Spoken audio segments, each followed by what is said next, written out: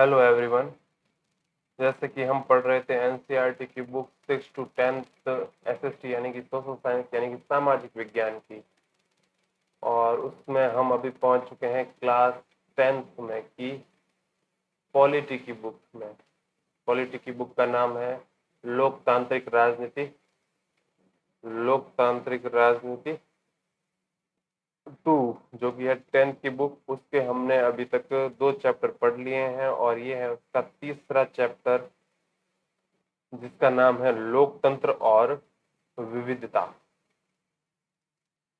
इसमें सबसे पहले परिचय में दिया गया है। पिछले अध्याय में हमने देखा कि भाषाई और क्षेत्रीय विविधताओं को संग साथ लेकर चलने के लिए सत्ता का बंटवारा किया जा सकता है, लेकिन लोगों की विशिष्ट पहचान सिर्फ भाषा और क्षेत्र के आधार पर ही नहीं बनती।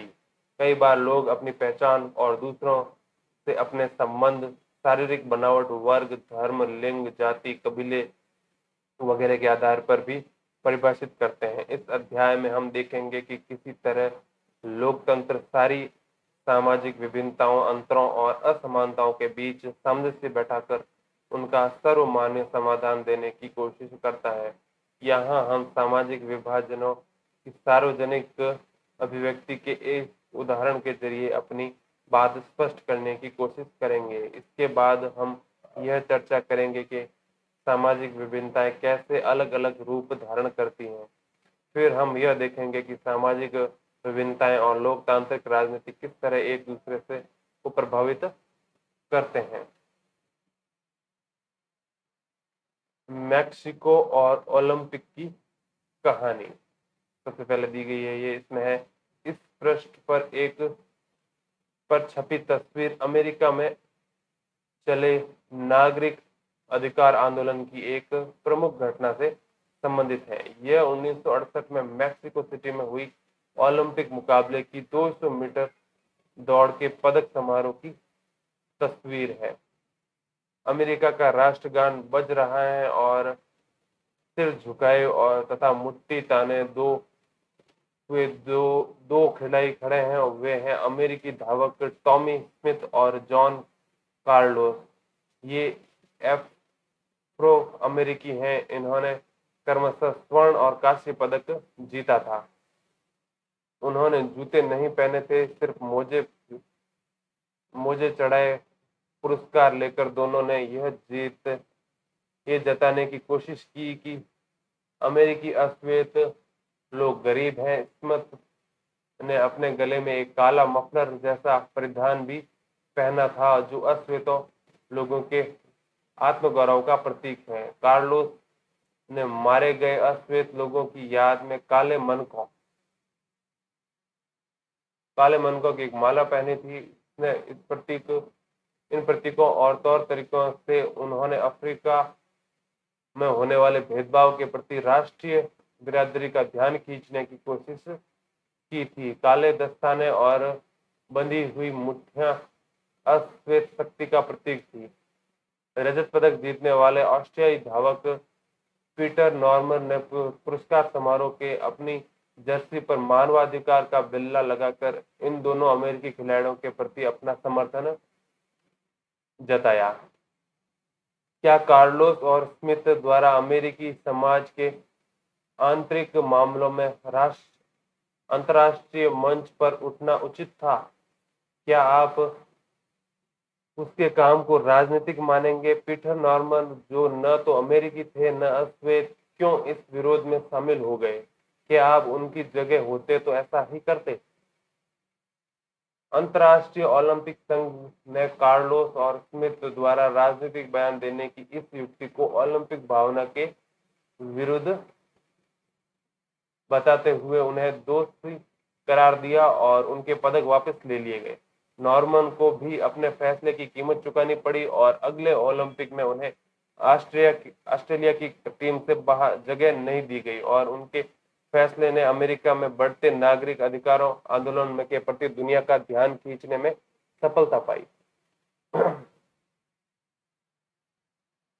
हाल में की सैन होट स्टेट यूनिवर्सिटी ने, जहां इन दोनों ने पढ़ाई की थी, इन दोनों का अभिनंदन किया और विश्वविद्यालय के भीतर उनकी मूर्ति लगवाई। जब 2006 में नॉर्मस की मौत हुई तो उसकी अर्थी को कंधा देने वालों में स्मिथ और कार्लोस भी थे।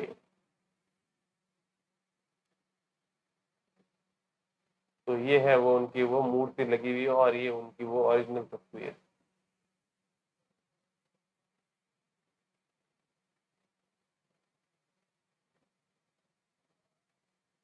ये अफ्रो अफ्रीकन कौन होते हैं? अफ्रो अफ्रीकन अश्वेत अमेरिकी या अश्वेत शब्द उन अफ्रीकी लोगों के वंशजों के लिए प्रयुक्त होता है जिन्हें 17वीं सदी से लेकर 19वीं सदी तक शुरुआत तक अमेरिका के गुलाम बनाकर लाया गया था। और फिर है अमेरिका में नागरिक अधिकार आंदोलन 1954 से 1968 घटनाओं को सुधार आंदोलन का एक सिलसिला जिसका उद्देश्य अफ्रो अमेरिकी लोगों के विरुद्ध होने वाले नस्ल आधारित भेदभाव को मिटाना था। मार्टिन लूथर किंग जूनियर की अगुवाई में लड़े गए इन आंदोलनों का स्वरूप पूरी तरह अहिंसक था। इसने नस्ल के आधार पर भेदभाव करने वाले कानूनों के व्यवहार को समाप्त करने की मांग उठाई जो अंततः सफल हुई। अश्वेत शक्ति आंदोलन, यह आंदोलन 1966 में उभरा और 1975 तक चला। नस्लवाद को लेकर इस आंदोलन का रवैया ज्यादा उग्र था। इसका मानना था कि अमेरिका से नस्लवाद मिटाने के लिए हिंसा का सहारा लेने में भी हर्ज नहीं है। यह 2005 में सैन होज स्टेट यूनिवर्सिटी में टॉमी स्मिथ और जॉन कार्लोस के विरोध प्रदर्शन के प्रतीक के रूप में एक 20 फीट की ऊंची मूर्ति लगवाई। 1968 में पदक वितरण समारोह की असल तस्वीर भी ऊपर इंसर्ट में है। ये है कुछ अतिरिक्त जानकारी जिसको आप चाहे तो पढ़ सकते हैं, ना चाहे तो ना पढ़े। फिर है अगली चीज, समानताएं, असमानताएं और विभाजन। ऊपर दिए गए उदाहरण में खिलाड़ी सामाजिक बंटवारे के सामाजिक भेदभाव का अपने तरीके से विरोध कर रहे थे, पर क्या ऐसा भेदभाव सिर्फ नस्ल या रंग के आधार पर ही होता है? पिछले 2 अध्यायों में हमने सामाजिक बंटवारे के कुछ अन्य स्वरूपों को देखा था। उदाहरण के लिए बेल्जियम और श्रीलंका में यह विभाजन क्षेत्रीय और सामाजिक दोनों स्तरों पर मौजूद था। बेल्जियम में अलग अलग इलाकों में रहने वाले लोग अलग अलग भाषाएं बोलते हैं। श्रीलंका में यह बंटवारा भाषा और क्षेत्र दोनों आधारों पर दिखाई देता है। इस प्रकार यह समाज के सामाजिक विविधता अलग अलग रूप से सामने आती है। फिर है सामाजिक भेदभाव की उत्पत्ति। सामाजिक विभाजन अधिकांशतः जन्म पर आधारित होता है। सामान्य तौर पर अपना समुदाय चुनना हमारे वश में नहीं होता। हम सिर्फ इस आधार पर किसी खास समुदाय के सदस्य को हो जाते हैं कि हमारा जन्म उस समुदाय के एक परिवार में हुआ होता है। जन्म पर आधारित सामाजिक विभाजन का अनुभव हम अपने दैनिक जीवन में लगभग रोज करते हैं।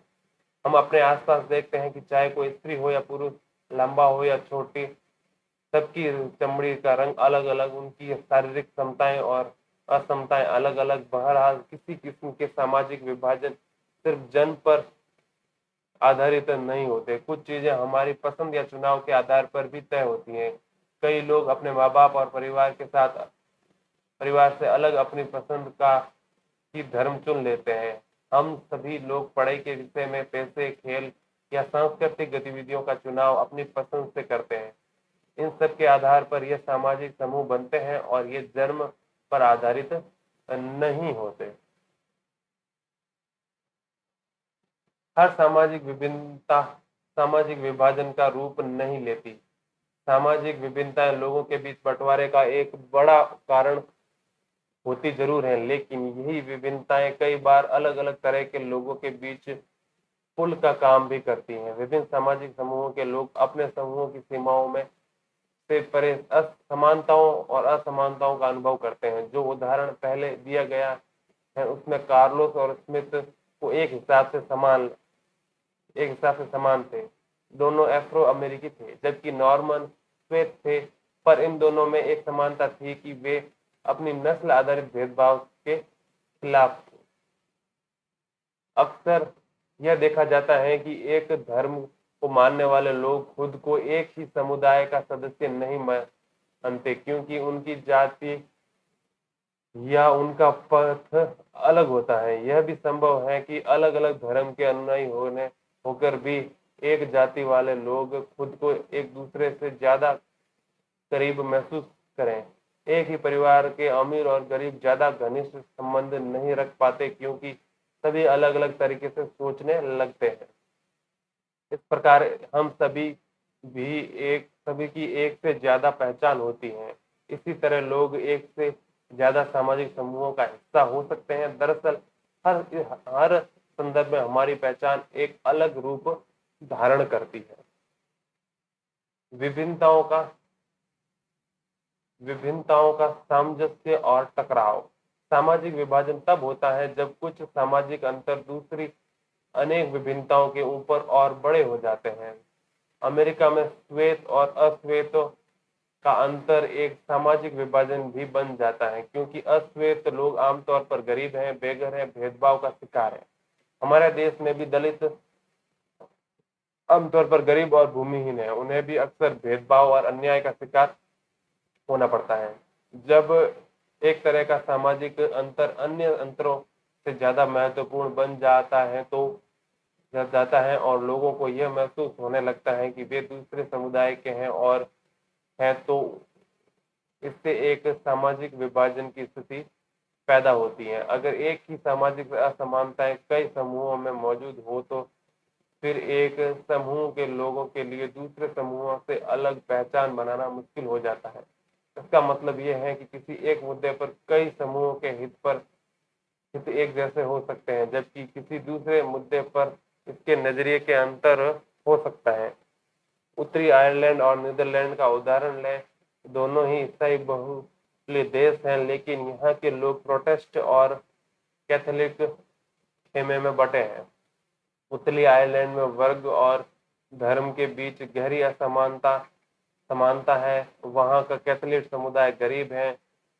लंबे समय से उनके साथ भेदभाव होता आया है। नीदरलैंड में वर्ग और धर्म के बीच ऐसा मेल दिखाई नहीं देता। वहाँ कैथोलिक और प्रोटेस्टेंट दोनों में अमीर और गरीब हैं। परिणाम यह है कि उत्तरी आयरलैंड में कैथोलिकों और प्रोटेस्टेंटों के बीच भारी मारकाट चलती रही है, पर नीदरलैंड में ऐसा नहीं होता। जब सामाजिक विभिन्नताएं एक दूसरे में घुसी जाती है, तो एक गहरे सामाजिक विभाजन की जमीन तैयार होने लगती है। यहाँ से सामाजिक विभिन्नताएं एक साथ कई समूह में विद्यमान होती हैं। वहाँ उन्हें संभालना अपेक्षाकृत आसान होता है। आज अधिकतर समाजों में कई किस्म के विभाजन दिखाई देते हैं। देश बड़ा हो या छोटा, इसके खास फर्क नहीं पड़ता। भारत काफी बड़ा देश है और इसमें अनेक समुदाय के लोग रहते हैं। बेल्जियम छोटा देश है, पर वहाँ भी अनेक समुदाय के लोग हैं। जर्मनी और स्वीडन जैसे समरूप समाज में भी, जहाँ मोटे तौर पर खास अधिकतर लोग एक ही नस्ल और संस्कृति के हैं, दुनिया के दूसरे हिस्सों से पहुंचने वाले लोगों के कारण तेजी से बदलाव हो रहा है। ऐसे लोग अपने साथ अपनी संस्कृति लेकर पहुंचते हैं, उनमें अपना अलग समुदाय बनाने की प्रवृत्ति होती है। इस हिसाब से आज दुनिया में अधिकतर देश बहुत सांस्कृतिक हो गए हैं। ये है क्या? रंग भेद पर क्या है? कुछ अतिरिक्त जानकारी या दया पवार की लिखी एक कविता है, और ये है वामन निम्बाकर द्वारा लिखी गई कविता। फिर इसके बाद में ये कुछ और अतिरिक्त जानकारी मेन चैप्टर वापस से पढ़ना शुरू करें, तो उसमें है सामाजिक विभाजकों की राजनीति। सामाजिक विभाजन राजनीति को किस प्रकार प्रभावित करते हैं? राजनीति का इन सामाजिक विभाजनों से क्या लेना देना है? पहली नजर में तो राजनीति और सामाजिक विभाजनों का मेल बहुत खतरनाक और विस्फोटक लगता है। लोकतंत्र में विभिन्न सामाजिक पार्टियों के बीच प्रतिद्वंद्विता का माहौल होता है। इस प्रतिद्वंद्विता के कारण कोई भी समाज फूट का शिकार बन सकता है। अगर राजनीतिक दल समाज में मौजूद विभाजनों के हिसाब से राजनीतिक होड़ करने लगे तो इससे सामाजिक विभाजन राजनीतिक विभाजन में बदल सकता है और में देश विखंडन की तरफ जा सकता है। ऐसे कई देशों के साथ हो चुका है। यह है परिणामों का दायरा। उत्तरी आयरलैंड का उदाहरण ले जिसका जिक्र हम ऊपर कर चुके हैं। ग्रेट ब्रिटेन का यह हिस्सा काफी लंबे समय से हिंसा, जातीय कटुता और राजनीतिक टकराव की गिरफ्त में रहा है। यहाँ की आबादी मुख्यतः ईसाई ही है। वह इस धर्म में दो प्रमुख पंथों में बुरी तरह बटी है। 53% आबादी प्रोटेस्ट है, जबकि 44% रोमन कैथोलिकों का प्रतिनिधित्व नेशनलिस्ट पार्टी करती है। उनकी मांग है कि उत्तरी आयरलैंड और आयरलैंड गणराज्य के साथ मिलाया जाए और मुख्यतः कैथोलिक एक बहुल्य है जो कि मुख्यतः कैथोलिक बहुल्य है। प्रोटेस्ट लोगों का प्रतिनिधित्व यूनियनिस्ट पार्टी करती है जो ग्रेट ब्रिटेन के साथ ही रहने के पक्ष में है, क्योंकि ब्रिटेन मुख्यतः प्रोटेस्ट देश है। यूनियनिस्ट और नेशनलिस्टों के बीच चलने वाले हिंसक टकराव में ब्रिटेन में सुरक्षा बलों सहित सैकड़ों लोग और सेना के जवान मारे जा चुके हैं। 1998 में ब्रिटेन की सरकार और नेशनलिस्टों के बीच शांति समझौता हुआ जिसमें दोनों पक्षों ने हिंसक आंदोलन बंद करने की बात स्वीकार की। यूगोस्लाविया में कहानी का ऐसा सुखद अंत नहीं हुआ। वहां धार्मिक और जातीय विभाजन के आधार पर शुरू हुई राजनीतिक होड़ में यूगोस्लाविया कई टुकड़ों में बट गया। ऐसे उदाहरणों के आधार पर कुछ लोग यह निष्कर्ष निकालते हैं कि राजनीतिक और सामाजिक विभाजन का मेल नहीं होना चाहिए। इसके बाद में यह है बुल्गारिया रोमानिया या भारत। इसमें दिया गया है कि गणेश विदेश घूमकर आया था और वह महाश्वेता को बता रहा था कि पूर्वी यूरोप में विभिन्न देशों में रहने वाले रोमानी लोगों का जीवन कैसा है। उसे योदार्का मिली थी जो बुल्गारिया में नष्ट थी। रोमानिया लोगों के बारे में उसने ये बातें कही थी। नष्ट होने के चलते आप किसी भी तमारदानी करने से मना तो नहीं कर सकते, पर ये रोमानी लोग बहुत गंदे होते हैं। किसी के परिवार में किसी को जरा भी कुछ हो जाए तो पूरा परिवार और पड़ोसी उठकर हमारे अस्पताल आ जाते हैं और जब वे अस्पताल में होते हैं तो जुबान बंद रखना तो जानते ही नहीं। वे जोर जोर से हंसते हैं, सिगरेट पीते हैं, चारों ओर राख और सिगरेट के टुकड़े फेंकते रहते हैं तथा दीवारों पर थूकते रहते हैं। धैर्य तो उनमें होता ही नहीं। वे हमारे डॉक्टर को परेशान करते हैं और उनके साथ बदतमीजी करते हैं। दरअसल ये काली चमड़ी वाले लोग हमारी तरह होते ही नहीं। उनके रंगों की पसंद भी बहुत अजीबोगरीब है। जरा उनकी पोशाक तो देखिए, आखिर वे देश के बाकी लोगों की तरह क्यों नहीं रहते। फिर हम सब जानते हैं कि वे चोर हैं। मैंने लोगों को यह कहते सुना है कि ये रोमानी लोग अपना खून बेचकर जीवन चलाते हैं। इनमें से कोई भी अस्पताल का खर्च नहीं उठा सकता, पर बीमार होने पर वे दौड़े अस्पताल पहुंच जाते हैं और नेक बुल्गारिया कदरदाताओं के पैसे पर इलाज कराते हैं। ये बातें कुछ सुनी सुनी सी लगती हैं। यह है माँ श्वेता ने कहा। गणेश ने फिर रोमानिया में रहने वाले रोमानी मौजूदजनी के बारे में बताया। यह वह 18 साल की थी तो उसने अस्पताल में अपने पहले बच्चे को जन्म दिया। उसके पास डॉक्टर या नर्स को देने के लिए एक भी पैसा नहीं था। वह अस्पताल में ही थी, पर कोई भी उससे मिलने या उसकी देखभाल करने के लिए नहीं आया। आखिरकार वह वहाँ की सफाई कर्मचारी ने, जो खुद भी रोमानी थी, उसकी मदद की और उसे बेटा हुआ। जब उसे बच्चा हो रहा था तो नर्स बच्चे को लेकर आई और बोली, लीजिए एक अपराधी और पैदा हो गया। सरकारी अस्पतालों में रोमानी लोगों के साथ होने वाले व्यवहार के बारे में उसने बताया। डॉक्टर हमें अपने केबिन के सामने इंतजार कराते रहते हैं। एक बार एक डॉक्टर ने कहा कि अगर तुम्हें जांच करानी है तो पहले नहा कराओ। निश्चित रूप से मेरे शरीर से बदबू आ रही थी। गर्भावस्था के दौरान मैंने कूड़ेदान से खाना उठाकर खाया था, क्योंकि मुझे हरदम भूख लगी रहती थी। मेरे पति ने मुझे छोड़ दिया था, मेरे 2 बच्चे थे और तीसरा गर्भ में था। सामाजिक कार्यकर्ताओं ने मुझे खाना देने से मना कर दिया था। प्रसव के समय मेरे पड़ोसी ने भी मेरी मदद की। मुझे अक्सर लगता है कि इस मुझे अक्सर लगता है कि इन अस्पतालों में न जाना ही अच्छा है। फिर माँ श्वेता ने गणेश की बातें सुनी और कहा, गणेश, इन चीजों को जानने के लिए दुनिया के दूसरे हिस्सों तक जाने की जरूरत ही क्या थी।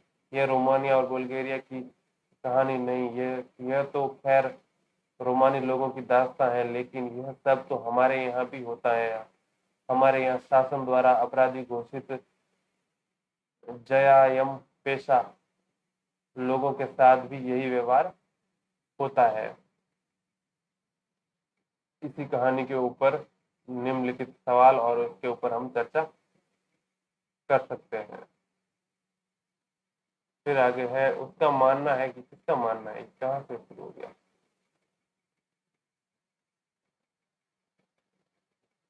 ये ऐसे उदाहरणों से, इसके बाद ये है,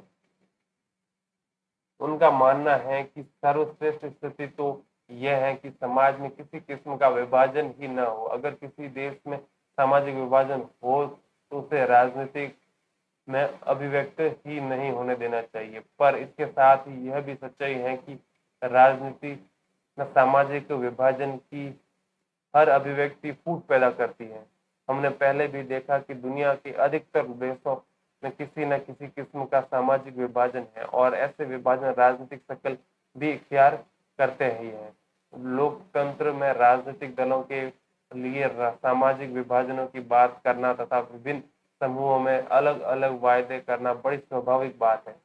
विभिन्न समुदायों को उचित प्रतिनिधित्व देने का प्रयास करना और विभिन्न समुदायों की उचित मांगों और जरूरतों को पूरा करने वाली नीतियां बनाना भी इसी कड़ी का हिस्सा है। अधिकतर देशों में मतदान के स्वरूप और सामाजिक विभाजनों के बीच एक प्रत्यक्ष संबंध दिखाई देता है। इसके तहत एक समुदाय के लोग आमतौर पर किसी एक दल को दूसरे के मुकाबले ज्यादा पसंद करते हैं और उसी को वोट देते हैं। कई देशों में ऐसी पार्टियां हैं जो सिर्फ एक ही समुदाय का ध्यान देती हैं और उसी के हित में राजनीति करती हैं, पर सब इन सब की परिणति देश के विखंडन में नहीं होती। फिर है 3 आयाम। सामाजिक विभाजनों की राजनीति का परिणाम 3 चीजों पर निर्भर है। पहली चीज है लोगों में अपनी पहचान के प्रति आग्रह की भावना। अगर लोग खुद को सबसे विशिष्ट और अलग मानने लगते हैं तो उनके लिए दूसरों के साथ तालमेल बैठाना बहुत मुश्किल हो जाता है।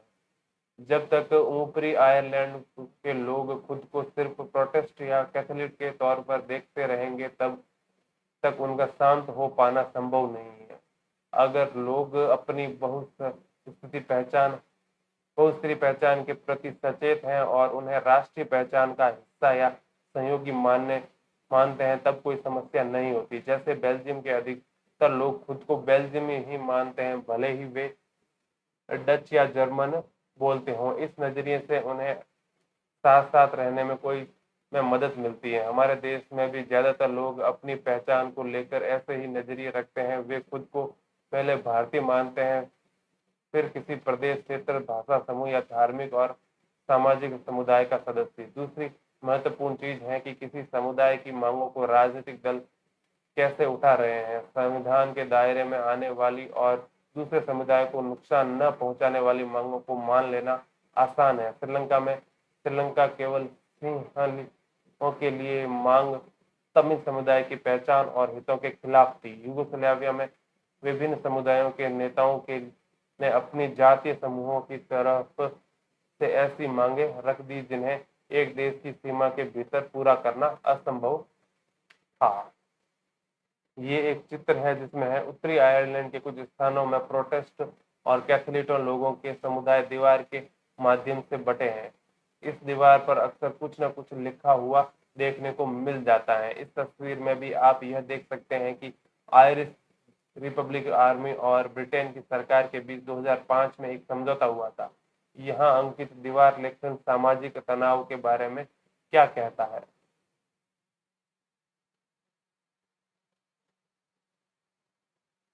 फिर उसमें तीसरी चीज है कि सरकार का रुख। सरकार इन मांगों पर क्या प्रतिक्रिया व्यक्त करती है, यह भी महत्वपूर्ण है। जैसा कि हमने बेल्जियम और श्रीलंका के उदाहरण में देखा, अगर सत्ता शासन सत्ता के साझेदारी करने को तैयार हो और अल्पसंख्यक समुदाय की उचित मांगों को पूरा करने का प्रयास ईमानदारी से किया जाए तो सामाजिक विभाजन मुल्क के लिए खतरे नहीं बनते। अगर शासन राष्ट्रीय एकता के नाम पर किसी ऐसी मांग को दबाना शुरू कर देता है तो अक्सर उल्टे और नुकसानदेह परिणाम ही निकलते हैं। ताकत के दम पर एकता बनाए रखने की कोशिश अक्सर विभाजन की ओर ले जाती है। इस तरह किसी देश के सामाजिक विभिन्नताओं पर जोर देने की बात को हमेशा खतरा मानकर नहीं चलना चाहिए। लोकतंत्र में सामाजिक विभाजन की राजनीति अभिव्यक्ति का एक सामान्य बात है और यह एक स्वस्थ राजनीति का लक्षण भी हो सकता है। इसी से विभिन्न छोटे सामाजिक समूह हाशिए पर पड़ी जरूरतों और परेशानियों को जाहिर करते हैं और सरकार का ध्यान अपनी तरफ खींचते हैं। राजनीति के विभिन्न तरह के सामाजिक विभाजनों की अभिव्यक्ति ऐसे विभाजनों के बीच संतुलन पैदा करने का काम करती है। इसके चलते कोई भी सामाजिक विभाजन इस एक हद से ज्यादा उग्र नहीं हो पाता। इस स्थिति में लोकतंत्र मजबूत ही होता है, पर विभिन्नताओं के प्रति सकारात्मक नजरिया रखना और सभी चीजों को समाहित करने की इच्छा रखना इतना आसान मामला नहीं है। जो लोग खुद को वंचित, अपेक्षित और भेदभाव का शिकार मानते हैं, उन्हें अन्याय से संघर्ष भी करना होता है। ऐसी लड़ाई अक्सर लोकतांत्रिक रास्ता ही इख्तियार करती है। लोग शांतिपूर्ण और संवैधानिक तरीके से अपनी मांग को उठाते हैं और चुनाव के माध्यम से इसके लिए दबाव बनाते हैं, उसका समाधान पाने का प्रयास करते हैं। कई बार सामाजिक समानताएं इतनी ज्यादा गैर बराबरी और न्याय वाली होती हैं कि उनको स्वीकार करना असंभव है कि ऐसी गैर बराबरी और अन्याय के खिलाफ होने वाला संघर्ष कई बार हिंसा का रास्ता भी अपना लेता है और शासन के खिलाफ उठ खड़ा होता है। इतिहास बताता है कि ऐसी तमाम गड़बड़ियों की पहचान करने और विविधता को समाहित करने का लोकतंत्र का ही सबसे अच्छा तरीका है। इसी के साथ ये चैप्टर भी समाप्त होता है। मिलेंगे नेक्स्ट वीडियो में नेक्स्ट चैप्टर के साथ। तब तक के लिए धन्यवाद। Thank you.